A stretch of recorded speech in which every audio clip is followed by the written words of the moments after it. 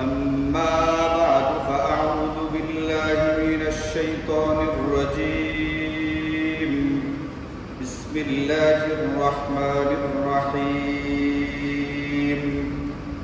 اقرأ باسم ربك الذي خلق خلق الإنسان من علق اقرأ وربك الأكرم الذي علم بالقلم علم الإنسان ما لم يعلم وقال سيدنا رسول الله صلى الله عليه وسلم من سلك طريقا يلتمس فيه علما سهل الله له به طريقا إلى الجنة آمنت بالله صدق الله مولانا العلي العظيم وصدق رسوله النبي الكريم ونحن على ذلك لمن الشاهدين والشاكرين والحمد لله رب العالمين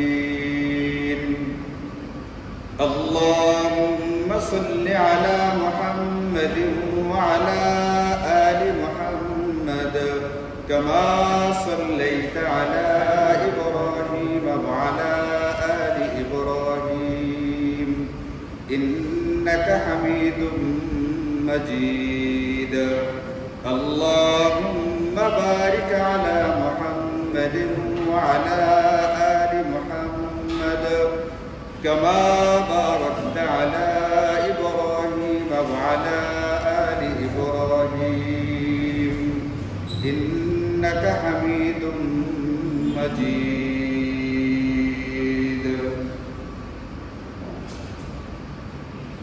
আল্লাহ পাক কুরআন কারীমের একাধিক আয়াতে কারিমার মধ্যে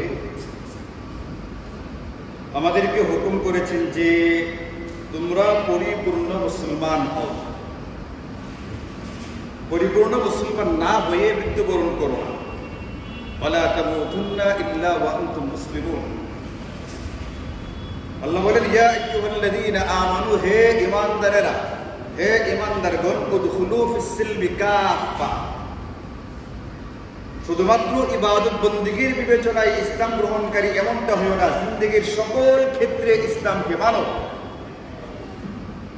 ইসলামে পরিপূর্ণভাবে প্রবেশ করো। যখন কালিমা লা ইলাহা ইল্লাল্লাহ পড়া হইল, কালিমা শাহাদাতের মাধ্যমে সাক্ষ্য দেওয়া হইল যে আশহাদু আল্লা ইলাহা ইল্লাল্লাহ, আল্লাহ ছাড়া কোনো মাবুদ নেই, ওয়া আশহাদু আন্না মুহাম্মাদান আবদুহু ওয়া রাসূলুহু, এবং আরো সাক্ষ্য দেওয়া হইল যে আল্লাহ এর বান্দা এবং রাসূল হচ্ছেন আমাদের নবীজি সাল্লাল্লাহু আলাইহি ওয়াসাল্লাম।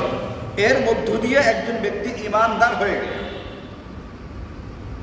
এখন আল্লাহ বলেন ঈমানদার শুধুমাত্র এতটুকু ঈমানের দ্বারা যথেষ্ট হবে না, তুমি পরিপূর্ণভাবে মুসলমান হও, পরিপূর্ণভাবে ইসলামে প্রবেশ করো। তোমার জিন্দেগীর সকল ক্ষেত্রে যেন ইসলামকে অনুসরণ করতে পারো, এমন হয়ে যাও, এমন না হয়ে মৃত্যুবরণ করো না।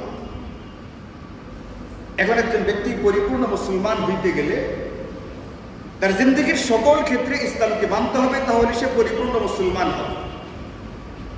এই ব্যক্তি ইবাদত বন্দেগীতে যেরকম ইসলামের নিয়ম নীতিগুলো মানবে, নামাজ পড়তে গেলে নামাজের মাসাইল মানতে হয় না, হয় না? আচ্ছা বলেন, কোনো ব্যক্তি যদি জুমা নামাজ পড়তে এসে জুমা 2 রাকাত না পড়ে 4 রাকাত পড়ে জুমা নামাজ হবে? এখানে সে মাসআলা মানে যে 2 রাকাতই পড়তে হবে, 4 রাকাত পড়লে হবে না। নামাজের ক্ষেত্রে যেরকম তুমি ধর্মীয় মাসাইলগুলো মানো, তোমার মুআমালাতের ক্ষেত্রেও ইসলামের বিধি নিষেধ আছে, এইগুলোকে মানো। মুআশারাতের ক্ষেত্রে ইসলামের আইন কানুন আছে, এইগুলোকে মানো। অর্থনৈতিক ক্ষেত্রে ইসলামী যে ব্যবস্থাপনা আছে, ইসলামী অর্থনীতি যেটা আছে, এটাকে তোমার মানতে হবে। সুদ দেওয়া, সুদ নেওয়া, এটা কি ইসলামী অর্থনীতির সাথে মিল পড়ে না সাংঘর্ষিক? কোন মুসলমান যদি এটা সাংঘর্ষিক জানার পরেও মানে, এই যদি এটা করে যদি সুদ দেয় অথবা সুদ নেই, এটা কি তার জন্য ইসলামী জিন্দেগি হলো না বিপরীতটা হলো? এরকম ভাবে মুআশারাতের ক্ষেত্রে পারস্পরিক আচার আচরণ কিরকম হবে, এখানে ইসলামের বিধি নিষেধ আছে, ইসলামের নির্দেশনা দেওয়া আছে কুরআনে কারীমের আয়াতের ভিতরে। কার কার সঙ্গে পর্দা করা যায়, কার কার সঙ্গে পর্দা করতে হয় না, ইসলামী মুআশারাত চালচলনের ক্ষেত্রে বলে দেওয়া আছে কার সঙ্গে আচরণ কিরকম হবে। আমার বৃদ্ধ পিতামাতা আমার সঙ্গে ঈদ করবে নাকি আমার বৃদ্ধ পিতামাতা বৃদ্ধাশ্রমে একাকী ঈদ করবে, এই ব্যাপারে কি ইসলামের আইন কানুন আছে না নাই?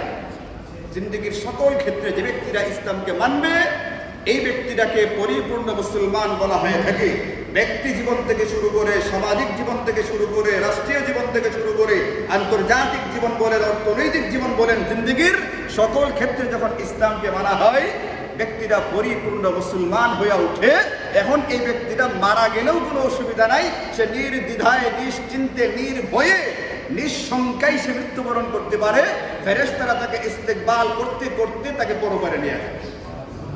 কিন্তু আল্লাহ না করুক যদি কোনো ব্যক্তি কালিমায়ে শাহাদাতের মাধ্যমে ঈমানের সাক্ষ্য তো দিল কিন্তু বাকি জিন্দেগিটা ইসলামী জিন্দেগি হয়ে উঠলো না, তাহলে অসুবিধা হবে। এখন আমার আপনার করণীয় হচ্ছে আমরা পরিপূর্ণভাবে যেন মুসলমান হয়ে উঠি। এমন একজন ব্যক্তি পরিপূর্ণ মুসলমান হইতে গেলে যেটা লাগবে এটা হচ্ছে ইসলামী ইলম বা ইসলামী জ্ঞান তাকে হাসিল করা লাগবে। এটাকে বলে ইলমে দ্বীন বা ইলম। একজন ব্যক্তি পরিপূর্ণ মুসলমান হতে গেলে তাকে কোরআন সুন্নাহর ইলম লাগবে। এই জিনিসটা বলবার জন্য এই যে 30 পারার কুরআনে কারীম, এত বিশাল একটা ভলিউমের কুরআনে কারীম আল্লাহ পাক দয়া করে আমাদেরকে দিলেন, এত বড় নিয়ামত দিলেন। এই নিয়ামতের ভিতরে 6000-এর উপরে আয়াত আছে, 114টা সূরা আছে, 30 পারা আছে। এই যে বিশাল কুরআনে কারীম, এই কুরআনে কারীমের মধ্যে আমাকে আপনাকে আল্লাহ পাক সর্বপ্রথম যে নির্দেশনা দিয়েছেন, সর্বপ্রথম যে হুকুমটা করেছেন এটা হলো ইকরা, তুমি পড়ো, তুমি ইলম হাসিল করো, তুমি জ্ঞান অর্জন করো, জ্ঞানী হও, কোরআন সুন্নাহর জ্ঞানে তুমি জ্ঞানী হও। তোমাকে পড়তে হবে, তোমাকে জানতে হবে, তোমাকে কোরআনের জ্ঞানে জ্ঞানবান হওয়া লাগবে। তাহলে সর্বপ্রথম এই যে আল্লাহ পাকের হুকুমটা, একেবারে সর্বপ্রথম হুকুম করলেন তুমি পড়ো, তুমি জ্ঞান অর্জন করো। এই যে সবার আগে হুকুমটা তিনি করলেন, কারণ ইলমে দ্বীন শরীয়তে তেমন গুরুত্বপূর্ণ কোনো বিষয় না, এই কারণে হুকুমটা করেছেন, নাকি গুরুত্বপূর্ণ এই কারণে হুকুমটা করেছেন? কারণ দিমাগ যদি থেকে থাকে, মাথায় যদি গিলু থেকে থাকে, তাহলে সে বুঝবে কোরআন সুন্নাহর ইলম কত দামি এবং এটার কত গুরুত্ব। এই জন্য আল্লাহ পাক কুরআন কারীমের সর্বপ্রথম নির্দেশ হচ্ছে তুমি ইলমে দ্বীন হাসিল করো, জ্ঞান হাসিল করো, এটা তোমার উপরে জরুরি। ইমাম বুখারী রাহমাতুল্লাহি আলাইহি, আপনারা তার নাম শুনেন নাই? বহুবার নাম শুনছেন। যারা মসজিদে আসেন, যারা ইসলামী মাহফিলগুলোর ভিতরে যান, বিভিন্ন মাদ্রাসার সঙ্গে যারা জড়িত, এরা ইমাম বুখারীর নাম শুনে নাই। এবং মুসলমান দুনিয়াতে খুঁজে পাওয়াটা বিরল হবে, এটা একটা দুর্লভ ঘটনা হবে কোনো ব্যক্তি ইমাম বুখারীর নাম শুনেনি। ইমাম বুখারী রাহমাতুল্লাহি আলাইহি তার যে বুখারী শরীফ লিখছেন, সারা দুনিয়াতে যে কিতাবটাকে গ্রহণ করে নিছে সারা দুনিয়ার মানুষ, সকল সম্প্রদায়ের কাছে যে কিতাবটা গ্রহণযোগ্য বুখারী শরীফ, এই বুখারী শরীফের ভিতরে ভূমিকা হিসাবে বাবুল ওহী আনবার পরে সর্বপ্রথম তিনি যে অধ্যায়টা এনেছেন, অধ্যায়ের নাম হলো কিতাবুল ঈমান বা ঈমান সংক্রান্ত অধ্যায়। ইমাম বুখারী তার কিতাবের সর্বপ্রথম যে অধ্যায়টা এনেছেন, অধ্যায়ের নাম হলো কিতাবুল ঈমান বা ঈমান সংক্রান্ত অধ্যায়। এখানে তিনি পৃষ্ঠার পর পৃষ্ঠা ঈমানের বিভিন্ন বিষয় নিয়ে আলোচনা করেছেন। আচ্ছা বলেন, আমি আপনি যখন ঈমান আনলাম, ইমাম বুখারী রাহমাতুল্লাহি আলাইহি কিতাবুল ঈমানের মাধ্যমে আমাদেরকে ঈমান বুঝাইলেন, ঈমান শিখাইলেন, আমরা ঈমান আনলাম। আচ্ছা, একজন ব্যক্তির ঈমান আনবার পরে তার উপরে সর্বপ্রথম কোন কর্তব্যটা আসে? ঈমানের পরে কোন আমলটা আসে? নামাজের কথা আসে। এই জন্য তাবলীগ জামাতের সাথীরা 6 নম্বরের আলোচনা করতে গিয়ে ঈমানের পরে কোন পয়েন্টে আলোচনা করি। কিন্তু ইমাম বুখারী রাহিমাহুল্লাহ কিতাবুল ঈমানের পরে একজন ঈমানদারের উপরে, মুসলমানের উপরে সবচেয়ে গুরুত্বপূর্ণ কাজ হলো নামাজ। এই নামাজের আলোচনা করেননি। কেন করেন নাই? এটা বুঝেন, তাহলে বুঝবেন যে ইলমে দ্বীন হাসিল করার গুরুত্বটা কতটুকু আমাদের জন্য। ইমাম বুখারী কিতাবুল ঈমানের পরে নামাজের আলোচনা করার কথা, কিতাবুস সালাত নিয়ে আলোচনা করবার কথা, কিন্তু তিনি কিতাবুস সালাতের আগে অন্য একটা অধ্যায় এনেছেন। এই অধ্যায়টার পরে 3 নম্বরে গিয়ে কিতাবুস সালাতটা তিনি এনেছেন। এখন কিতাবুস সালাত থেকে জিন্দেগির শেষ চ্যাপ্টার, আমাদের জিন্দেগির সর্বশেষ অধ্যায়টার নাম কি বলেন তো? আপনাদের কারো জানা আছে কিনা? একেবারে শুরুর কাজ হলো ঈমান আনা। এটা তো বুঝলেন, আমরা বললাম, দেখলাম ইমাম বুখারী কিতাবুল ঈমান এনেছেন। ঈমান দিয়ে আমার জিন্দেগি শুরু হইল, আমার আপনার জিন্দেগি শেষ হবে কোন অধ্যায়ে গিয়া? এই অধ্যায়টার নাম হলো কিতাবুল ওসিয়্যাত। মারা যাওয়ার আগে মানুষ কি করে? ওসিয়ত করে। আরে ওসিয়ত কি মারা যাওয়ার আগ মুহূর্তে করে কিনা? কিতাবুস সালাত থেকে শুরু করে কিতাবুল ওসিয়ত পর্যন্ত অনেকগুলো চ্যাপ্টার এখানে আছে, অনেকগুলো অধ্যায় ইমাম বুখারী এনেছেন। এই সবগুলো ইসলাম সম্মত হলো কিনা, সবগুলো ঠিকঠাক মতো হলো কিনা, এটার জন্য একটা মাওকুফ আলাই বলে একটা শর্ত আছে, যার উপরে নির্ভরশীল। আমার নামাজটা ইসলামী নামাজ হওয়ার জন্য, আমার রোজাটা ইসলামী রোজা হওয়ার জন্য, আমার হজ ইসলামী হজ হওয়ার জন্য, আমার কসম ইসলামী কসম হওয়ার জন্য, আমার ওসিয়ত ইসলামী ওসিয়ত হওয়ার জন্য, আমার জানাজা ইসলামী জানাজা হওয়ার জন্য, আমার মুআমালাত ইসলামী মুআমালাত হওয়ার জন্য, আমার মুআশারাত ইসলামী হওয়ার জন্য, আমার জিন্দেগিতে যতগুলো বিষয় আসবে, আমার ব্যবসা বাণিজ্য, আমার চাকরি, আমার ইত্যাদি ইত্যাদি যা যা আছে, সবগুলো ইসলামী হওয়ার জন্য যে জিনিসটা শর্ত, যার উপরে নির্ভরশীল, এই জিনিসটা ইমাম বুখারী ঈমানের পরে নামাজের আগে নিয়ে আসছেন। এটার নাম হলো কিতাবুল ইলম বা ইলম সংক্রান্ত অধ্যায়। ইলম হলো ঈমানের পরে আমার জিন্দেগির বাকি যত আমল করা হবে ওইগুলো ইসলামী হওয়ার জন্য শর্ত। নামাজ যদি কোরআন সুন্নাহর ইলম অনুযায়ী হয় তাহলে নামাজ, এমনটা না হলে এটা কি হবে না? নামাজ হবে না। কোনো ব্যক্তি ব্যবসা করে যদি ব্যবসাটা ইলম অনুযায়ী হয়, কোরআন সুন্নাহর বর্ণিত নির্দেশনা অনুযায়ী হয়, তাহলে এটা সহিহ ব্যবসা, ইসলামী ব্যবসা। এই ব্যবসা করে ব্যক্তিটা হাসরের দিন নবীদের সঙ্গে হাসর নাসর করবে। এটাকে যেন কোনো ব্যবসা 3 নাম্বার মাল দিয়া বলবে 1 নাম্বার, এই ব্যবসাকারীদের হাসর নবীদের সঙ্গে হবে। তাহলে ব্যবসা করেও হাসর নবীদের সঙ্গে হতে পারে যদি ব্যবসাটা ইসলামী ব্যবসা হয়, ইসলামের নিয়ম কানুন মেনে তারপরে হয়ে থাকে। তাহলে কিতাবুস সালাত থেকে শুরু করে ওসিয়ত পর্যন্ত, আমার ইন্তেকাল পর্যন্ত যতগুলো বিষয়ের আমি মুখোমুখি হব, আমার এই বিষয়গুলো ঠিকঠাক হওয়ার জন্য ইলম শর্ত। এই জন্য ইমাম বুখারী নামাজের বিবরণ দেওয়ার আগে ইলম সংক্রান্ত অধ্যায় নিয়ে বুঝাইলেন, ওইগুলো শিখবার আগে ওইগুলোর ইলম তুমি হাসিল করো, এরপরে ওইগুলোর ভিতরে ঢুকো, তাহলে তোমার নামাজও সহিহ হবে, তোমার রোজাও সহিহ হবে, তোমার হজও সহিহ হবে, তোমার চাকরিও সহিহ হবে, তোমার ব্যবসাও সহিহ হবে, আর না হলে একটাও তোমার জান্নাতে যাওয়ার কারণ হবে না। ইমাম বুখারী তার এই কিতাবুল ইলম সংক্রান্ত যে অধ্যায়টা আছে, এটার ভিতরে একটা অনুচ্ছেদ এনেছেন, আবার মাঝখানে অনেকগুলো বাব বা অনুচ্ছেদ এনেছেন। অধ্যায়টা হলো বড় একটা বিষয়, তার ভিতরে অনেক কিছু থাকে। এর ভিতরে আর একটা অনুচ্ছেদ, একটা ছোট্ট একটা অনুচ্ছেদ এনেছেন, এটার নাম হলো বাবুল ইলমি ক্বাবলাল কওলি ওয়াল আমালি। আপনি যে কথাটা মুখ দিয়ে বলবেন, আল্লাহ আল্লাহ তাসবিহ পড়তেছেন, জিকির করতেছেন, এটা কথা না কাজ? আর মুখে উচ্চারণ করে এটা কথা? সুবহানাল্লাহ কথা না এটা?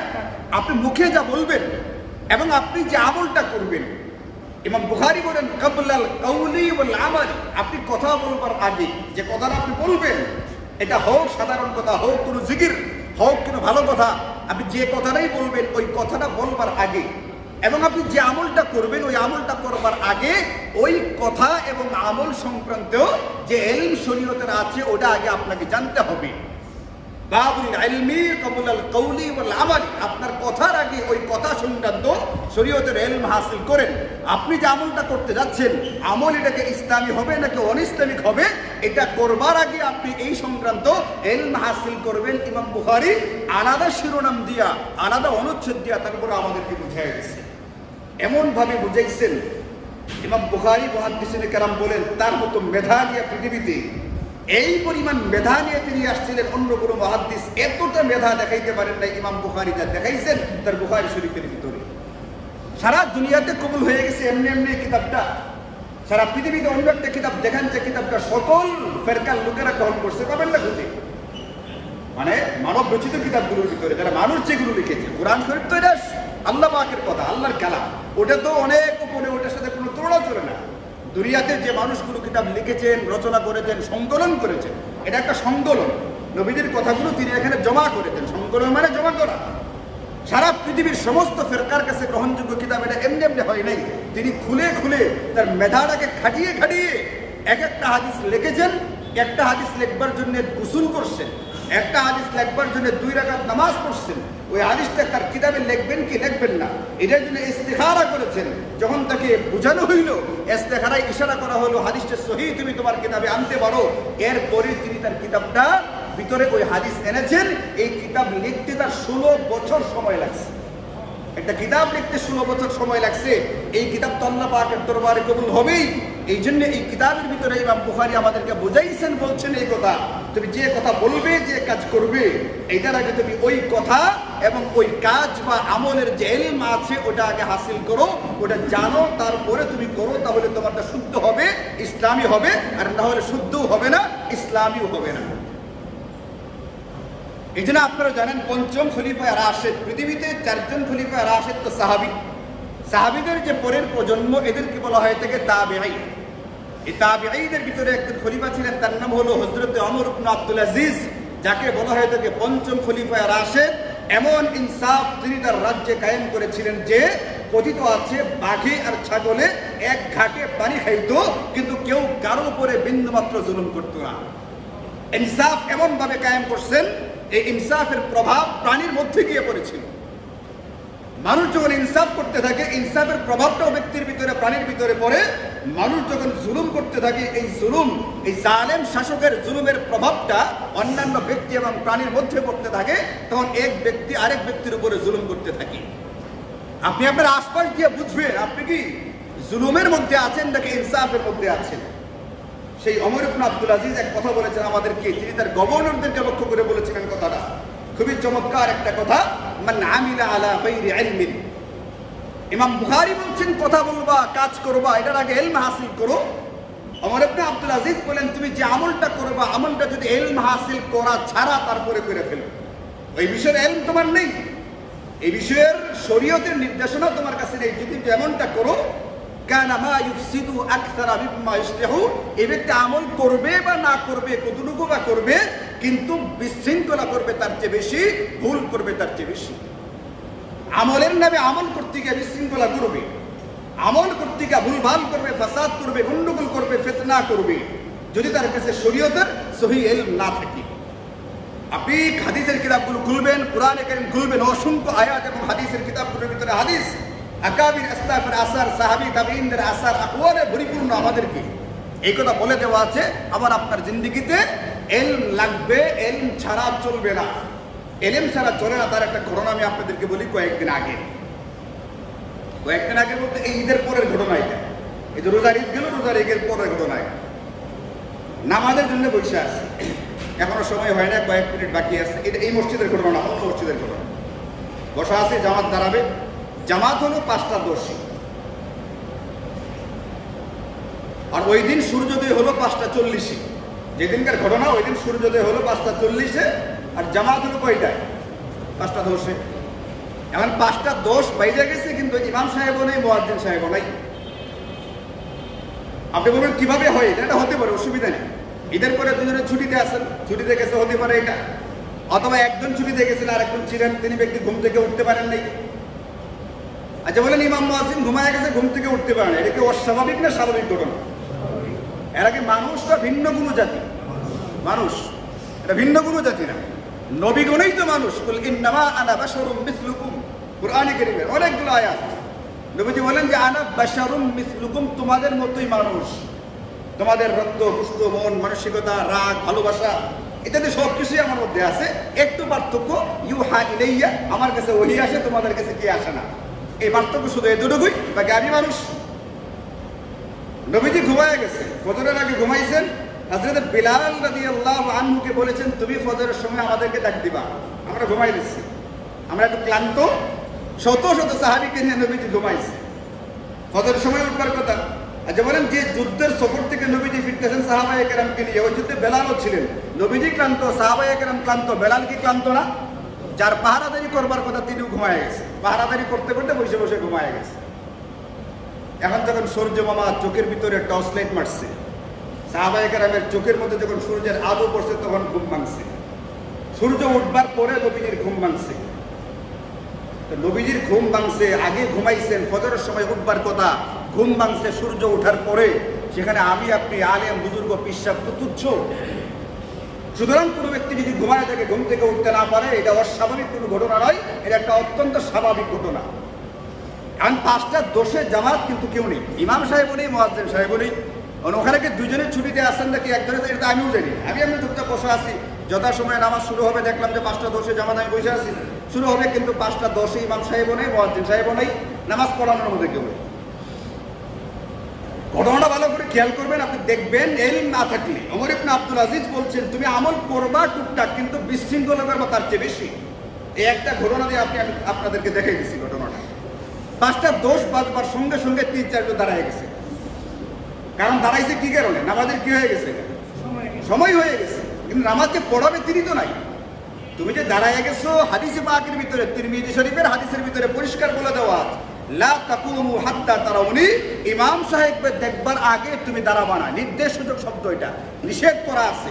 ইমাম সাহেব মুসল্লায় ইমামতির জন্য দাঁড়াইবার আগে, ইমাম সাহেব ইমামতির জন্য উঠবার আগে তুমি দাঁড়াইবা না।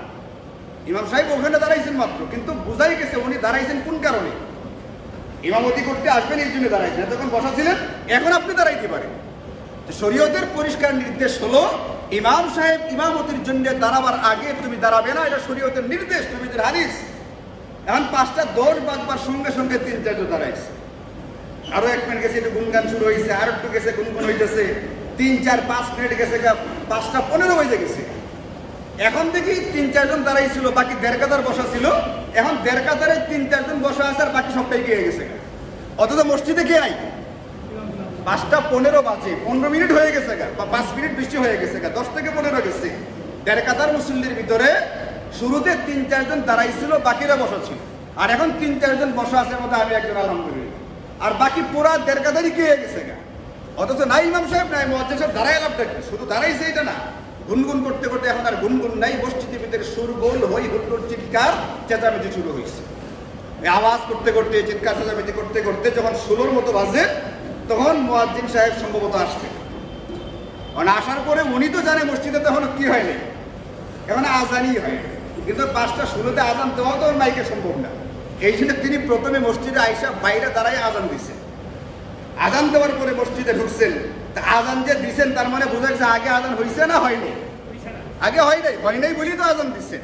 এখন আজান দেওয়ার পরে ইমাম সাহেব যখন দেখলেন যে মুসল্লি সবগুলো দাঁড়ায় আছে, ইমাম সাহেব বা মুয়াজ্জিন সাহেব যে কোনো একজন, আর মসজিদে শোরগোল হইতেছে, এই বেচারার তো ভিতরে ভিতরে একটু ভয় বা একটু আতঙ্ক কাজ করতেছে, মুসল্লিরা হই হুল্লোড় করতেছে।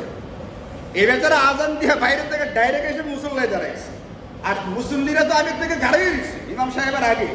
হাদিসের উল্টা তো আগেই করে ফেলছে, শুরুতেই করে ফেলছে হাদিসের উল্টা। কথা ছিল ইমামকে দেখে তারপরে দাঁড়াবে, এই লোকে গড়ি দিকে পরে কি হয়ে গেছে, দাঁড়ায় গেছে। মসজিদের ভিতরে হাদিসের নির্দেশনা মানতে রাজি না, আসছে ইবাদত করতে, কিন্তু আয়েশা নবীজির হাদিসের উল্টা কাজ করতেছে। ওমর ইবনে আব্দুল আজিজ এটাই বলছেন, যখন তোমার কাছে সহিহ ইলম থাকবে না, তুমি আমল যা করবা এর চেয়ে বেশি ফাসাদ বেশি করবা। আমল করতে আসছিলা 2 রাকাত নামাজ, ফাসাদ বানাইছো 5 থেকে 6 মিনিট লাগাত মসজিদে কারায়া কথাবার্তা বলে। ইমাম সাহেব মসজিদে ঢুকে ডাইরেক্ট মুসল্লায় দাঁড়াইছে, আর মুসল্লি কারাই ছিল। একজন মুরব্বী একামত দিচ্ছেন, বেচারা নামাজও পড়াইছেন শর্টকাট সূরা দিয়ে, যেহেতু 5-7 মিনিট দেরি হয়ে গেছে, তার ভিতরে যে একটু সংকোচ হইতেছে, আমি একটু দেরি করলাম, ইমাম সাহেব একটু দেরি করে আসছি। কারণ ওই দিন মুয়াজ্জিন যদি দায়িত্ব দেখেন, মুয়াজ্জিন ইমাম, যেহেতু ইমাম সাহেব নেই, এখন তার ভিতরে সংকোচ কাজ করতেছে। ভিতরে ঢুইকার নামাজে দাঁড়াইছেন, একজন মুরব্বী একামত দিছে, ছোট্ট সূরাতে নামাজ পড়াইছেন। আমি দেখলাম সালাম ফেরে এবার পরে বাজে 5:25। নামাজের সময় ছিল কয়টায়? 10-এ। ওই হুল্লোর গন্ডগোল, আজান দেওয়া, সবকিছু মিলাইয়া নামাজ শেষ কইরা বাচ্চা এখন কয়টা? 5:25। সূর্যোদয় কয়টায়? 40। আরো কয় মিনিট বাকি রয়েছে। এই বেচারা যে আজান দিয়া মুসল্লায় দাঁড়াইছে, ফজরের সুন্নত আপনাদের কি মনে হয়, পয়রা হারাইছে নাকি না পয়রা হারাইছে? যে আজান দেওয়ার কথা আরো আধা ঘন্টা আগে আজানই দেওয়া হয়নি, এই লোকে কি সুন্নত পড়ে আসছে মনে করেন আপনারা? এখানে দাঁড়াইছে কেন? কারণ তার ভিতরে ভয় কাজ করতেছে, এখন সুন্নত পড়তে গেলে আরো হই হুল্লোড় হবে। কারণ 1.5 কাতার শব্দ তো কি হয়ে আছে, দাঁড়াই আছে। আচ্ছা আপনি ধরেন এখন যদি ওনাকে সময় দেওয়া হইতো, না হতে আপনি সুন্নত পড়েন, অসুবিধা নেই, সুন্নত পড়তে থাকেন, তারপরে আমরা নামাজটা পড়ি।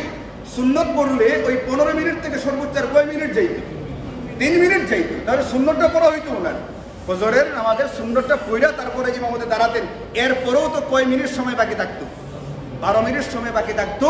কিন্তু এলিম না থাকবার কারণে দেখেন এক ঘটনায় কতগুলো শরীয়ত বিরোধী কার্যকলাপ হয়েছে। একবারে শুরু থেকে শুরু করেন।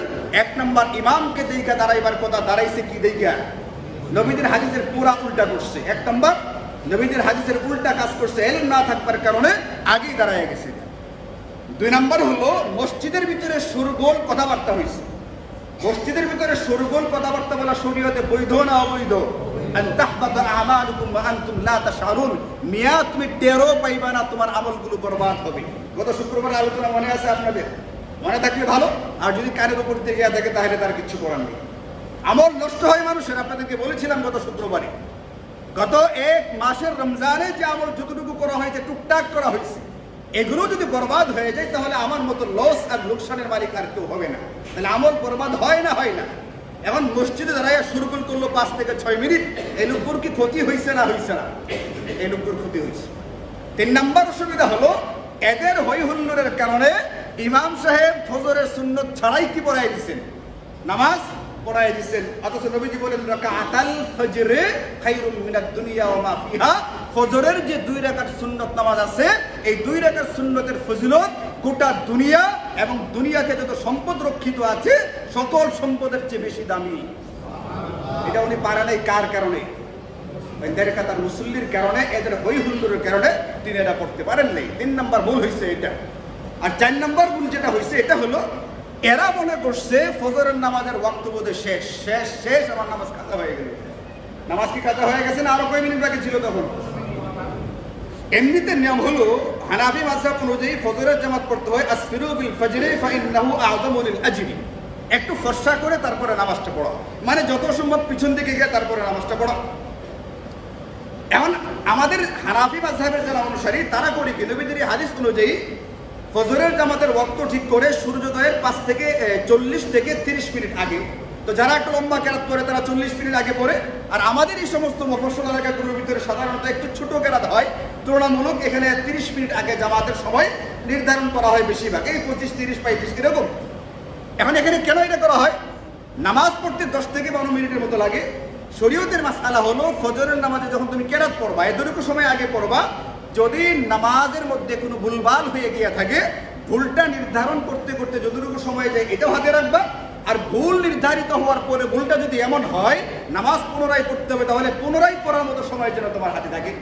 তাহলে আধা ঘন্টা কেন আগে নির্ধারণ করা হয়েছে? আমাদের দেশে 10 মিনিট সাধারণত লাগে ফজরের নামাজ পড়তে, আর মাঝখানে কোনো ভুল হয়ে গেলে ভুলটা আলাপ আলোচনা করে ঠিকঠাক করতে করতে আরো 5-7 মিনিট 10 মিনিট গেল, এরপরে হাতে আরো কয় মিনিট রয়ে গেছে? আর 10 মিনিট রয়ে গেছে। যদি পুনরায় নামাজ পড়তে হয় পুনরায় পড়বার জন্যে ফজরের নামাজ সূর্যোদয় হওয়ার আগ পর্যন্ত পুরা সময়টাই একবারে সহি ওয়াক্ত, এখানে কোনো মাকরু নেই।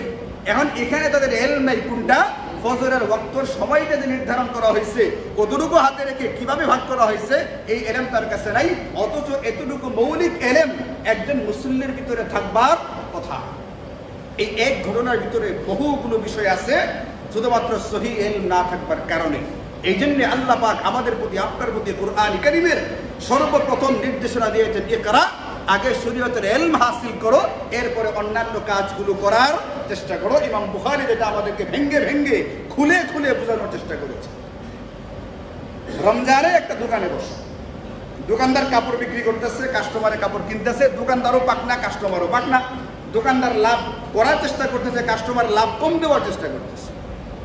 তো একসময় কেনাকাটা হলো, কেনাকাটার পরে দোকানদার মনে করলে একটু লাভ করে লাইছি, কিন্তু কাস্টমার বুঝছে যে না আমার একটু লস হয়ে গেছে, মানে আরো কম দিলে হইল।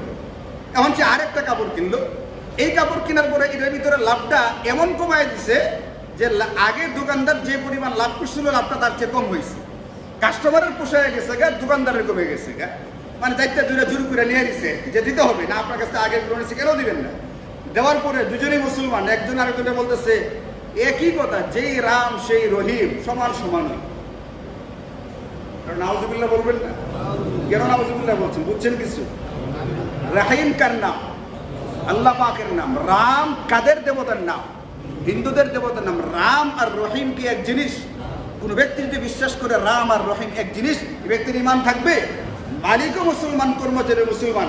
আমি এদের দুজনকে বললাম দুজনের নতুন করে কালিমা পড়ে ইমানটাকে নবায়ন করেন। কুফরি কথাবার্তা বলবার দ্বারা ইমান নষ্ট হয়, বিবাহ নষ্ট হয়ে যায়, বিবাহ দোহরাইতে হয়, ইমানকে দোহরাইতে হয়। আমি আপনাদেরকে আগেও বলছি, অনেকেই কথা বলে কোনো অমুসলিম মারা গেলে আপনি তাকে তাসাল্লি দিবেন, সান্ত্বনা দিবেন, ভিন্ন কথা, কিন্তু পরপারে ভালো থাকবেন এই কথা বলবার কোনো সুযোগ নেই। কুরআন কারীমে পরিষ্কার বলে দেওয়া আছে মা কানা লিন নাবিয়্যি ওয়াল্লাযীনা আমানু আইয়াস্তাগফিরু লিল মুশরিকিন। কোন অমুসলিমের জন্য দোয়া করা বৈধ নয় শরীয়তে। কারণ কেউ যদি দোয়া করে সরাসরি কোরআন বিরোধী হয় না, কোরআন বিরোধী হয়। আগেও আপনাদেরকে বলছি, কোনো অমুসলমানের কাছে দোয়া চাওয়া যাবে না। কারণ একজন মুসলমান হিন্দুর কাছে দোয়া চাইছে, দাদা আমার জন্য আশীর্বাদ করবেন, কারণ সে যে আশীর্বাদ করবে আল্লাহ পাকের কাছে করবে। তাহলে আপনি তার কাছে আশীর্বাদ করতে বললেন মানে স্বীকৃতি দিলেন, তুমি যে দেব দেবতার কাছে চাও ওখানে আমার জন্য চাইও, তার মানে হলো আপনি তার দেব দেবীকে দেওয়ার মতো ক্ষমতা আছে, এই স্বীকৃতি আপনি দিয়ে দিলেন। মেরে ভাইও সহি এলম, কুরআন কারীম শুরুই করা হয়েছে এই জন্য সহি এলম দেয়া। ইমাম বুখারী দেখাইছেন সহি এলম হাসিল করো, নতুবা ওমর ইবনে আব্দুল আজিজ বলছেন যতটুকু করবা তার চেয়ে বের সেল লাগাইবা আরো বেশি। মসজিদের ভিতরে দেড় কাতার মুসল্লি গন্ডগোল করছে, এটা কি বেনামাজি না নামাজি? নামাজি মুসল্লি গন্ডগোল করে, বেনামাজি তো মসজিদে আসেনি, তা আবার ফজরের টাইমে মসজিদে আসে, মসজিদে নাই, গন্ডগোল লাগাইছে কি নামাজি বলারা। নামাজি এলম হাসিল করে তারপরে নামাজ পড়ো, নবীজির দোয়া পাইবা, নতুবা নবীজির বদদোয়া। 1500 বছর আগে নবীজি দোয়াও করে গেছেন, বদদোয়াও করে গেছেন। এই দোয়া এবং বদদোয়া দুইটা কিয়ামত পর্যন্ত চলবে, যে যে জামানায় থাকবে কিয়ামত নাগাদ চলতে থাকবে। শুনবেন ওটা, দোয়া কার জন্য, বদদোয়া কার জন্য? আরে শুনবেন না না শুনলে শুনলে বলেন। নবীজি বলেছেন তুবা লিমান জালাহুল্লাহু মিফতাহাল লিল খায়র মিগলাকান লিশ-শারর। নবীজি বলেছেন ধন্যবাদ ওই ব্যক্তিটাকে, অভিনন্দন ওই ব্যক্তিকে, তার জন্য দোয়া আমার পক্ষ থেকে, তার জন্য দোয়া ওই ব্যক্তির জন্য যাকে আল্লাহ পাক কল্যাণের চাবি বানান আর অকল্যাণের তালা বানায় দেন। গন্ডগোল লাগতে লেগেছিল, ফিতনা শুরু হইতে লেগেছিল, দাঁড়ায় একটা কথা বলে গন্ডগোল বন্ধ করে ফেলছে। একই গন্ডগোলের তালা হয়েছে না চাবি হয়েছে? গন্ডগোলের তালা হয়েছে, ফিতনা লাগতে লেগেছিল, সে তালা মারি দিয়েছে শুরুতেই, ভাই এটা এরকম কোনো অসুবিধা নেই। মিগলাকান লিশ-শারর, অকল্যাণের তালা হয়েছে আর কল্যাণের চাবি হয়েছে, ফিতনা বন্ধ করছে, চাবি হয়েছে না হয়েছে না? নবীজি বলেন যে ওয়াইলুল লিমান জালাহুল্লাহু মিফতাহাল লিশ-শারর মিগলাকান লিল খায়র। ধ্বংস হোক ওই ব্যক্তি, আমি বদদোয়া করে গেলাম ওই ব্যক্তি কিয়ামত পর্যন্তের জন্য, ওই ব্যক্তির জন্য বদদোয়া যে নাকি ফিতনা ফাসাদের চাবি হয়। ফিতনা ফাসাদের চাবি মানে কি? এই ব্যক্তির দ্বারা ফিতনার শুরু হয়, ফিতনার সূচনা হয়, গন্ডগোলের শুরু হয়, গন্ডগোলের সূচনা হয়। যে ব্যক্তির দ্বারা, এই ব্যক্তি হচ্ছে গন্ডগোলের চাবি। নবীজি বলে দিয়ে গেছেন আমারও বলা দরকার নেই, আপনারও বলা দরকার নেই, আমারও বদদোয়া দেওয়া দরকার নেই, আপনারও বদদোয়া দেওয়া দরকার নেই। যিনি বদদোয়া দেওয়ার সিনি বদদোয়া করে গেছেন, এই ব্যক্তি ধ্বংস হয়ে যায়। যে ব্যক্তি অকল্যাণের চাবি হয় আর কল্যাণের জন্য তালা হয়ে যায়। একটা জিনিস মোটামুটি গোছানো হয়ে গেছিল, বন্ধ করে ফেলা হয়েছিল, কিন্তু আবার এলোমেলো করে ফেলছে। এই জন্য আমরা কি কল্যাণের চাবি হইব নাকি কল্যাণের তালা হইব? কল্যাণের চাবি হওয়া চাই, অকল্যাণের তালা না চাবি? অকল্যাণের তালা হওয়া চাই, অকল্যাণের তালা হওয়া চাই। আমাদের দ্বারা অকল্যাণের দরজা বন্ধ হবে। এই জন্য মেরে ভাইও, আমি আপনি সবাই আলেম হয়ে যাবো এটা জরুরি না, এটা সম্ভব না, কিন্তু আমি আপনি নিজে ফরজে আইন পরিমাণ এলম এটা হাসিল করা লাগবে। ফরজে আইন পরিমাণ এলম প্রত্যেকটা ব্যক্তির জন্য ফরজ, এখানে কোনো রকমের খাতির নেই, এটা লাগবেই আপনাকে। নতুবা মসজিদে গন্ডগোল হবে, যেখানে ফাসাদ না হওয়ার কথা ওখানে কি ফাসাদ হবে। ওমর ইবনে আব্দুল আজিজ বলছেন তুমি ভালো করবা কি, তার চেয়ে ফাতনা করবা আরো বেশি। এই জন্য আমাদেরকে ফরজে আইন পরিমাণ এলম লাগবে। আরেকটা হলো ফরজে কিফায়া, ব্যক্তিগতভাবে সবার উপরে ফরজ নয়, কিন্তু সমষ্টিগতভাবে সবার উপরে ফরজ। এটাকে বলে কিফায়া। সুন্নতে মুআক্কাদা কিফায়া গেছে থেকে আপনারা জানেন যে এটা কেউ না করলে সবাই গুনাহগার হইতো। 2-4 জন করছে, সবাই কি হয়ে গেলাম, গুনাহ থেকে বেঁচে গেলাম গা। এই জন্য আমি আপনি ফরজে কিফায়া যেটা যদি নিজে হাসিল করতে না পারি, যারা হাসিল করতে চায়, যারা হাসিল করে, এদেরকে সাহায্য সহযোগিতা করে এদেরকে তৈরি করে ফেলতে হবে। প্রত্যেকটা সমাজে, প্রত্যেকটা অঞ্চলে, প্রত্যেকটা এলাকাতে, প্রত্যেকটা দেশে 2-4 জন বা একটা বিরাট সংখ্যক এরকম ফরজে কিফায়ার এলমের অধিকারী থাকা লাগবে, যাদের দ্বারা আমাদের জরুরত পুরা হয়ে যায়। নতুবা সবাই গুনাহগার হওয়া লাগে। কারণ আমি নিজে আলেম হইতে পারতেছি না, আরেকজন হইতে চাই, তার জন্য আমার এখানে যেন যদি সহযোগিতা করার সুযোগ থাকে সহযোগিতা করি। গতকালকে অনলাইনে আমাদের নেত্রকোনা জেলার একটা মাদ্রাসার মোহতামিম সাহেব লেখছেন, মনের ব্যথার কথা বলি। মোহতারাম মাওলানা আব্দুল কাইম সাহেব মাল্লি মাদ্রাসা, আমাদের মাদ্রাসাগুলোতে এখন ভর্তি চলতেছে, রমজানের পরে ভর্তি শুরু হয়। উনি লেখছেন আমাদের এখানে অনেক ছেলে আসতেছে অতি দরিদ্র হওয়ার কারণে সে ভর্তির সময় দরখাস্ত করে তার খাবারটাকে ফ্রি করে দেওয়ার জন্য। আপনারা জানেন যে আমাদের মাদ্রাসাগুলোর ভিতরে একটা অংশকে ফ্রি খানা দেওয়া হয় 3 বেলা, ওই যে যাকাতের টাকা টোকা নেওয়া হয়, আপনারা জানেন এটা, অনেকে আপনারা দেনও এখানে। উনি বলছেন আমাদের এখানে ইতিমধ্যেই পরিমাণ ছাত্র হয়ে গেছে, আমাদের যে ফান্ড যেটা এই ফান্ড দিয়া আর এর চেয়ে বেশি ছাত্র নেওয়া সম্ভবপর না, অথচ শুধুমাত্র খানা ফ্রি দিতে পারতেছি না, এই কারণে অনেক ছেলেকে আমি ফেরত দিচ্ছি, ভর্তি করতে পারতেছি না। মেরে ভাইও, মনে রাখা লাগবে আমাদের ভিতরে যারা ধনী সমাজ, যারা ধনাঢ্য সমাজ, আমাদের অসহযোগিতা, আমাদের খেয়াল না রাখবার কারণে যদি কোনো ছেলে, যদি কোনো মেয়ে, কোনো ছাত্র ছাত্রী আলেম হইতে চাইতেছিল, দিনের পারদর্শী আলেম হবে, ওই যে ফরজে কিফায়াটা আমল করবে, এটাকে পূরণ করবে, কিন্তু আমার অসহযোগিতা, আমার ভিতরে যোগ্যতা ছিল, ধনাঢ্যতা ছিল, সাহায্য করবার মতো সামর্থ্য আমার ছিল, আমি করি নাই, যদি এমনটা হওয়ার কারণে যদি এরা বঞ্চিত হয়, আল্লাহ পাকের দরবারে জবাবদিহি করবার জন্য প্রত্যেকটা মুসলমানকে, বিশেষ করে যারা ধনী, তাদেরকে এই ব্যাপারে একটু মাথায় রাখতে হবে যে আল্লাহ পাকের দরবারে না জানি জবাবদিহি করতে হয়। আল্লাহ তাআলা আমাদেরকে হেফাজত করুন। এজন্য মেরে ভাই, আমার মূল কথা হচ্ছে এটা, ওমর ইবনে আব্দুল আজিজের কথা আমি বলেছি আপনাদেরকে, উনি যারা বলেছেন সেটা হলো এটা, যদি যে কোনো বিষয়ের সহি ইলম না থাকে তাহলে ভালোর চেয়ে মন্দ কি হবে, বেশি পরিমাণে হয়ে যাবে।